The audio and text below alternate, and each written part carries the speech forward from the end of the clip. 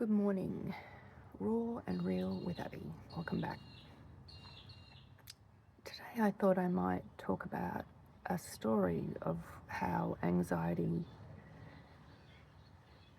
made a situation that could have been simple turn into something pretty wild. I was looking at anxiety, and there is a certain amount of anxiety that keeps us functional. It's a moderate amount of anxiety. It's where we know we have to get up out of bed, we have to go to work, deadlines to meet, bills to pay, etc. A low level of anxiety makes you want to do nothing, and a high level anxiety freezes you. I seem to be stuck between the low and the extremely high. When it's extremely high, I'm frozen. I can't do anything. Everything seems so difficult. Like, it's hard to explain. You think, you get told, come on, get up and have a shower and eat. Brush your teeth, eat, wash your clothes, and that just it's absolutely crazily terrifying. And I think you have so little will and energy that the thought of getting up, going to the toilet, having a shower, using a towel, getting clean clothes on, your clean clothes, your towel, you have to wash, you have to dry, you have to fold them, you have to bring them back, put them in your cupboards, then you've got to eat, then you've got to wash up whatever you ate. That's so hard to explain how overwhelming that is. And I've even eaten toast. I can't believe I'm going to admit this. And instead of using a plate, I've used paper towel so that I didn't have to wash up. The anxiety, that anxiety was low anxiety mixed with high anxiety. There is a theory, and I think it's called let me look what it's called. It is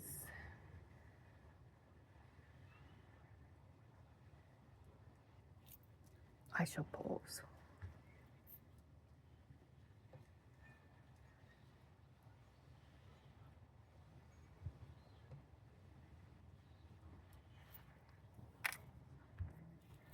It's called the Yerkes-Dodson curve, where left side is low energy, too calm, meh, nothing gets done. Right side is too anxious, spiraling, overwhelmed, shut down. Middle is just enough stress, focused, capable, showing up.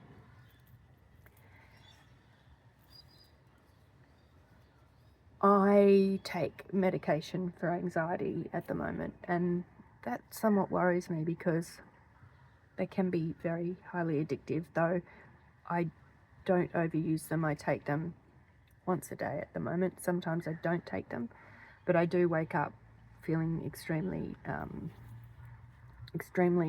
anxious. And how anxiety plays out, I notice it a lot more because I've got a lot of time to reflect at the moment. I've spent a lot of time in hospital. I've spent a lot of time in my head without the distractions of people or having anyone to care for. And it's just been self-evaluation and trying to work out how the fuck I'm in this situation and how the fuck do I get out of it. So I thought I'd tell you a story about when I was 18, and I had mad anxiety, mad obtrusive thoughts. My friend lived on a ridge of a valley, and I was staying at her house, and her boyfriend and his friends were going to the Bachelor and Spinsters Ball. I was at university at the time, and it was a racetrack out in the middle of the country, and they lived quite close to the racetrack, and my girlfriend didn't have a license and I did, so I was going to drive them all down to the Bachelor and Spinsters Ball. So I did, drove them down in this big clunky Commodore, drop them off, everything's fine. I'm driving back and there's no lights. It's country, there's nothing. We're just on dirt roads with no street signs, nothing. And I'm trying to work out, because on the way down, of course, we're all chatting and excited and blah, blah, blah, and I'm not taking any notice of where I'm going. And then I could see my girlfriend's house. I just couldn't really work out how to get there. Good morning, kookaburras. We can just appreciate them for a moment. Thank you.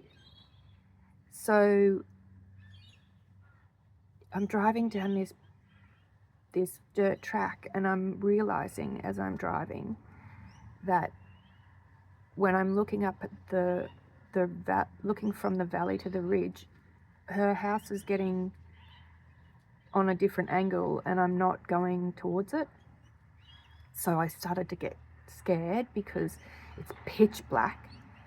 It's just like farm, and the actual fact there's nothing around. I can't see anything. It is farmland and narrow dirt tracks. So I thought, okay, I need to turn around and try and get back to where I can get back to the ridge. And I'm nervous as all shit because I just kept thinking of this really scary story when I was a kid. I don't know if you're in the same genre as me, but this story, it went something like this girl was in a car and she was on the side of the road, and her boyfriend had to go and get petrol because they'd ran out of petrol, and they left her in the car.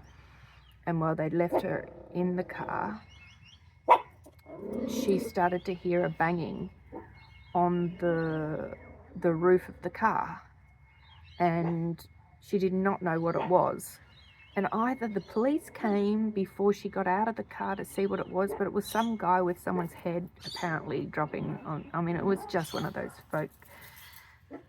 folklore, scary horror thing that you'd tell around a fire when you were kids. But it came straight into my mind, and I was like shaking like shit. So I'm trying to navigate this big, wide, heavy Commodore. Babushka! I'll pause in a minute.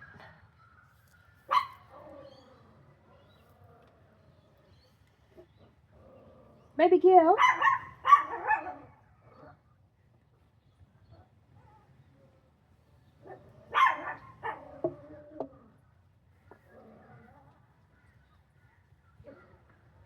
Maggie?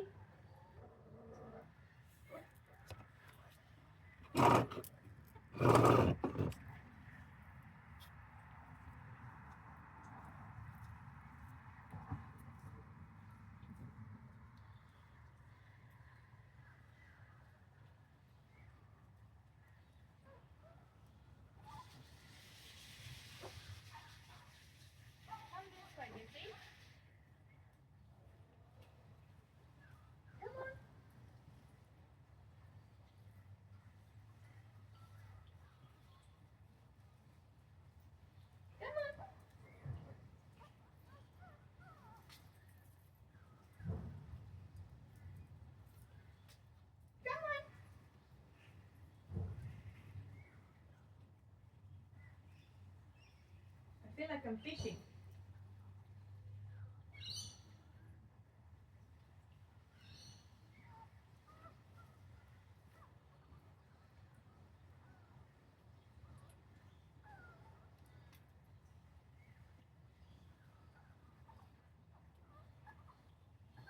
Come here.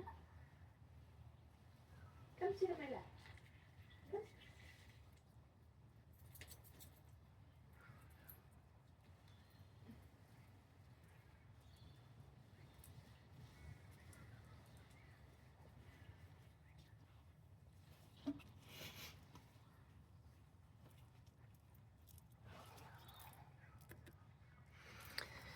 So where were we?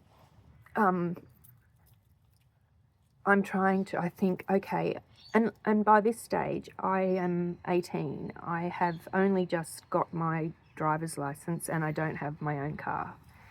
And it was gears as well. I could do gears. I learned on gears. I was confident in that. But I had to do a 3-point turn on a very narrow, rocky road.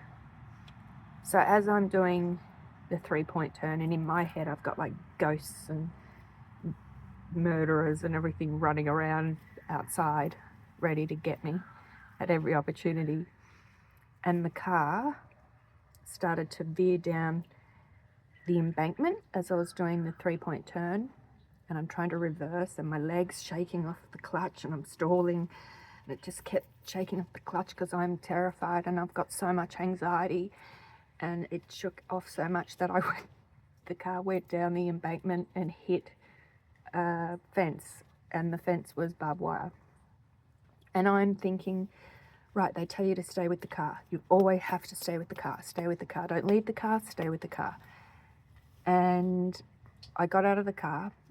I never go anywhere without shoes. At that stage, I didn't. And I've only got a pair of socks on. Reasons I don't know, but I've only got socks on. And I get out of the car and I'm looking and I'm thinking, how the hell am I going to get the car out of the embankment? Because the back tires were off. Like, that's the embankment, and they were off the back of the embankment, so there was no traction getting it to be able to reverse it back up. So I was thinking, what are we going to do here? And I looked in the car and there was some blankets and stuff that I stuffed behind the wheels, and that wasn't working. They were just spinning. So then I thought I was G.I. Joe girl, and I climbed. My adrenaline was so high and my anxiety was so high that I climbed straight through a barbed wire fence and ripped my arms, my legs, my hair, in my face, anything. I ripped it all, bleeding, didn't feel a thing. And I tried to push a Commodore out of an embankment. Push a Commodore by myself. It did not work. So I ummed and ahed and I was freaking out. I ended up running in my socks on the stony road for kilometres. And I was running so fast. I'm not a runner, I'm not an athlete, I'm not even a person who likes exercise. And I was running like you could not believe. And lo and behold, I fell down into a cow grid. Nearly broke both of my, you want to get down now? Nearly broke both of my shins. I certainly made a mess of them. I was ripped from the lower shin right up, where lucky that my calves were small enough to come back out, because all I could think of, I was trying to rip them out, and because I was getting so agitated and I was so nervous and anxious and terrified, I had to sort of rip them out. If I had have had the wherewithal and not have been in that state, I probably could have quite easily, they got in there, they could come out and not have given myself shocking bruises and cuts all the way up my legs to my knees. So I kept on running, and it just felt like forever, and I thought, am I ever going to reach this fucking racetrack?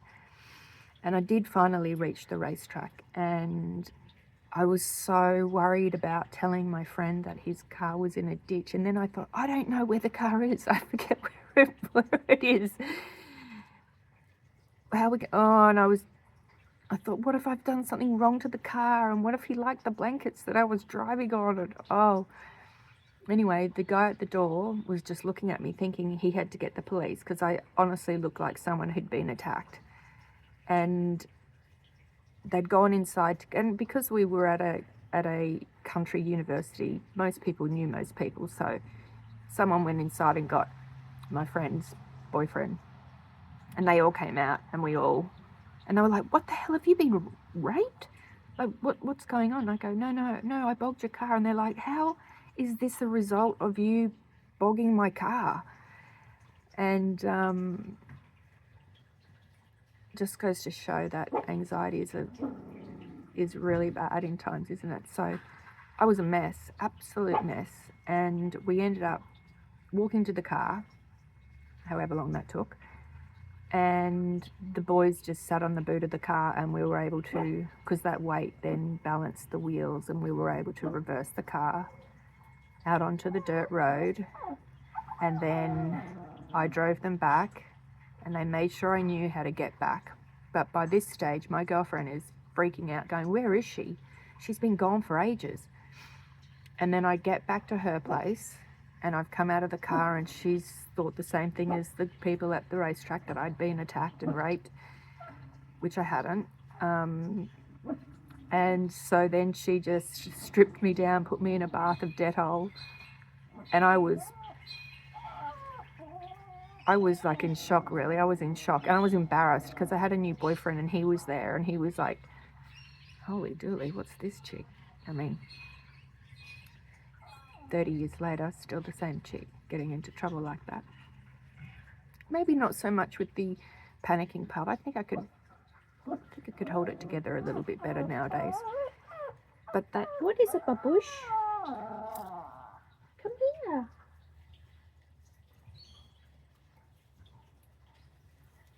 Why the crying? So that was one of my things with anxiety. And it was pretty awful because, well, it was awful, but it was also so embarrassing because I was pretty quiet at university. I kept to myself. I lived with guys because the girls drove me absolutely insane. Clearly I was neurodivergent and no one knew. And I was a hermit. And when I went to uni, everybody was calling me Cinderella who got her carriage bogged, and everyone was asking questions because I was just ripped apart. My face, on my arm, I probably still got them on my arms. I used to know where they are, but barbed wire is not very forgiving. Yeah, so that was my little thing where anxiety just does not help. And it does also help me now when I think of things. My doctor said to me, when we don't know what to do nothing. When we don't know what to do nothing. And it's pretty wise, because it wouldn't have been wise if I was still sitting out in the bush doing nothing. But it's saying, like, although, you know, you think of it, and most people who are in a situation where there's terrorists or something, it's the adrenaline and the anxiety that gets people to move along. I'm not saying that we shouldn't have that. That is survival. But when you've turned a completely innocuous situation into something that's got you covered in bruises and cuts and scratches, and you look so bad that people have thought that you've been raped, there could have been a time there I could have just sat on the car and thought, rightio, it's going to take me however long to walk. Instead, I chose to run. And the thoughts going through my head, I can almost imagine them right now. And I thought I would talk about that because yesterday was pretty heavy in how I am, how I feel. And I still feel that way. I still go through every day. Like today, I don't know what the fuck I will do. I've got the dogs out. I've cleaned up inside. I'll give them their breakfast. I've had a shower, changed my pajamas. And then what will I do? I will ruminate. I think it's because there's so much out in the ether for me to be, I want to control and I can't. Like my court case, there's so many threads in the air, and I don't know which thread to get a hold of and which thread's going to hold me up and give me purpose. Not purpose per se, but you know, you have to heal. It is a time of healing. And I'm still not healed, but I don't want to be one of these people that sits for the rest of their life in their house and cries over the fact that their marriage broke down.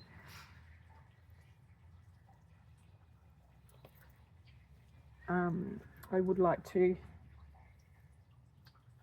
somewhat move on and find that little bit that will help me move on. I read a thing that spoke to me yesterday, and it said, "I once heard something that changed the way I see mental illness. Some Indigenous cultures didn't treat it as a disorder. They saw it as a loss of balance between a person and their spirit, their community and the natural world. So instead of isolating people like we do today, they surround them with ritual, with nature, with belonging. It makes you wonder what healing might look like if the goal wasn't to fix you, but to help you feel connected again." I think that's very, very poignant and sweet.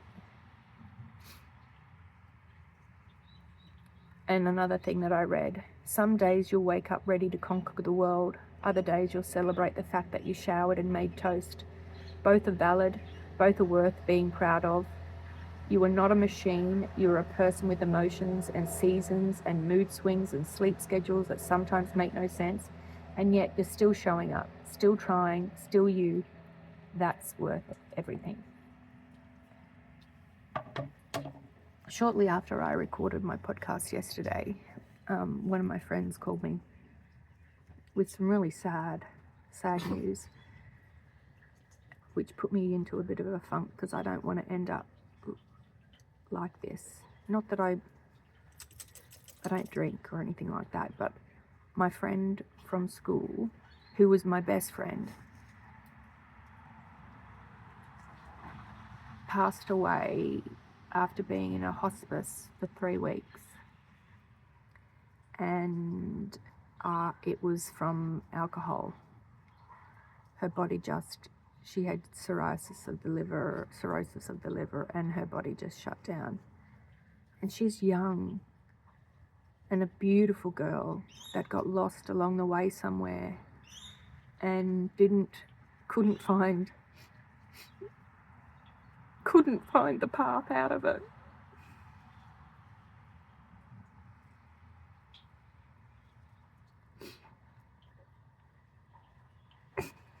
So I guess I'm grateful that my stint with alcohol was fast and short and had many ramifications for my family and myself, but particularly when I fell off a wall and broke both of my feet off. But I don't drink, and even in all of this pain, I've never once thought I want to pick up a drink. I have thought lately I want to have a bong. I want to smoke weed. I want to be 18. But I can't do that either. But I haven't had alcohol for something like, it would be 6 years, maybe. Yep, 6 years. Which is great and surprises me. Well, I didn't have it. I had a problem with alcohol. I'm not an alcoholic. Not that I care if people refer to me as an alcoholic. I had a problem with regulating my use of alcohol because I didn't realize, and I naively didn't realize this, that my medication, they would say don't drink with the medication, and I thought that was like, don't drink because it won't work, because like antibiotics, it makes it ineffective. No, that's not what they meant. They meant that if you drink with it, the alcohol, its potency is increased. So after 3 drinks, I wouldn't remember drinking anymore. So I might have a bottle, or I might have 2. Disgusting, considering I hated alcohol, and I didn't even begin to touch it until, I had it, of course, when I was a teenager, off and on, not a lot, because it made me so violently ill. But this would have probably started around 40 years old, on and off, like once a week, and then, it builds up to the weekend, and then it was every day or whatever. But I've never once, in all of my pain that I'm going through currently, thought of ever just having a drink of alcohol, because I know that it would make, I haven't even thought about it to say, I know that it would make everything very bad. Nothing good would come of it. I would die from it, most likely, as my friend did, which would be really sad. And I thought, I don't want to end up alone in a hospice for 3 weeks because everybody's too scared to see me or disappointed in the way that I lived my life, that I chose this way out.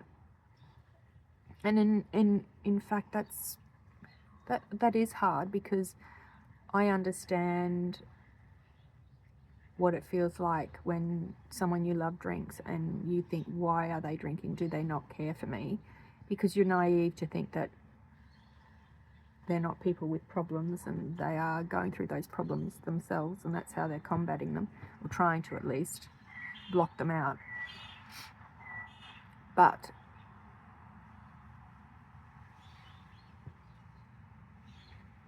alcohol, we all have our path, and even with my mental illness and how it makes me feel like I want to die, and then I think of my kids and I think they know that I've thought that, they know that I've tried to do that, and do they think that I don't love them enough to stay in their life? Which is so bone crushing, because it's not that at all.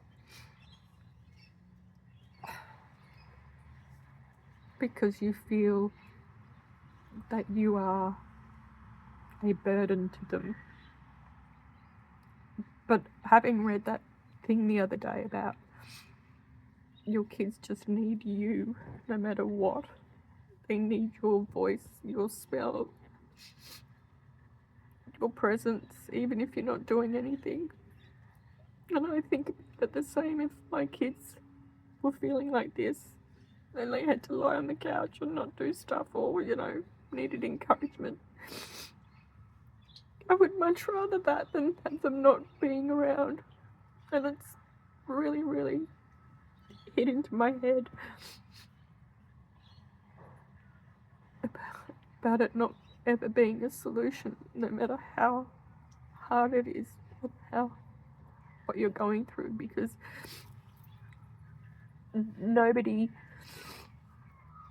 people make very ignorant comments and say it's so selfish and cowardly, and they have no fucking idea how many demons have been fought before that choice has been made. There's no cowardly way that they have functioned in a life and in a world where they didn't feel comfortable, didn't feel worthy. No one makes a decision like that because they're a coward. It's a terrifying decision to make, but you're trying to get out of the world's worst pain. They say that someone who is going through a mental and physical breakdown is going through some of the hardest battle of a human condition that you can go through, where you're not functioning physically and you're mentally your thoughts are going 10,000 reps a minute, and those thoughts feel like someone standing in front of your face with racking you up to be like the catcher's mitt of a baseball, and someone's just flogging a baseball into your head, second after second after second after second after second after second, where your cancerous thoughts that are getting chemo aren't coping.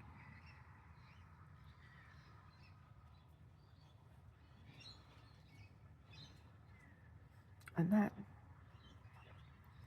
is Abby's raw and real for today. I wonder what throwback I'm going to get, because this can't be comfortable for some people in my life. And everyone says you should keep your private life private, but I'm trying to be part of society in some way, shape or form, and to help. If this isn't easy to do, it's uncomfortable, and I have to be measured in what I say in case when I offend someone in my family, or I speak about my ex-husband and I get done for defamation and all that crap. And I can't even really talk about the things that are really causing inordinate amount of stress.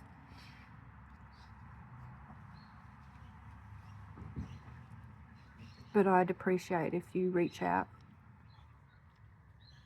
and we can somehow support each other.